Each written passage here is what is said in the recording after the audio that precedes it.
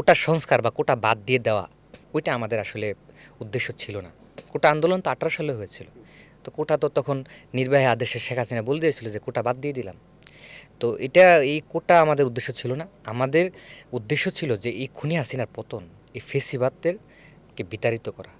আমি একজন ছাত্রদল কর্মী, যদি আমি যত মেধাবী হই, আমি চাকরি নিতে গেলে আপনি জানেন যে তখন পুলিশ কীভাবে বাসা বাড়িতে গিয়ে খোঁজ নিত যে ওনাদের সাথে বিএনপি বা অন্যান্য রাজনৈতিক দলের কোনো সম্পৃক্ততা আছে কি না, বিভিন্ন এগুলো খোঁজখবর নিত। যখন দেখতো যে ওনারা বিএনপি করে বা বিএনপি কর্মী, তখন ওনাদের চাকরিতে নেওয়া হতো না। অর্থাৎ এনএসআই ডিজিএফআই যে রিপোর্টগুলো সেই হ্যাঁ হ্যাঁ, তো সেই জায়গা থেকে কোটা থাকা না থাকা বিষয় না।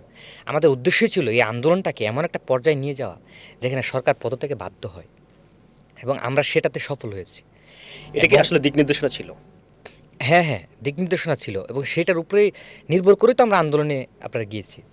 যখন আপনার খেয়াল আছে, যখন ফ্যাসিস্ট খুনি হাসিনা গণভবনে আপনার সাংবাদিক সম্মেলনের সময় আপনার শিক্ষার্থীদেরকে কটাক্ষ বলেছিল যে এই রাজাকারের বাচ্চারা, তখন আমরা কিন্তু এর প্রতিবাদে আমরা বিক্ষোভ মিছিল করেছি, এবং এই সেদিন রাতেই আপনার ঢাকা বিশ্ববিদ্যালয়ের প্রত্যেকটা হলগুলিতে আপনার ছাত্রদল, তারপর সাধারণ শিক্ষার্থীরা ফুঁসে উঠেছিল, এবং সেদিন রাতে রাজু ভাস্কর্যে আপনার সারা রাত অবধি শিক্ষার্থীরা অবস্থান নিয়েছিল।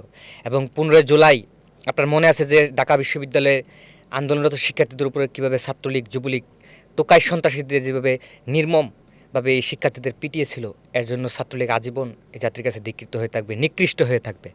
এবং সেদিন তৎকালীন ছাত্রলীগের সভাপতি সাদ্দাম হোসেন বলেছিল যে যারা রাজাকার স্লোগান দেয় তাদের শেষ দেখিয়ে ছাড়বো, এবং ছাত্রলীগ নেতা স্বয়ন বলেছিল যে যারা তাদেরকে ফুট দিলে তারা 5 মিনিটও টিকবে না।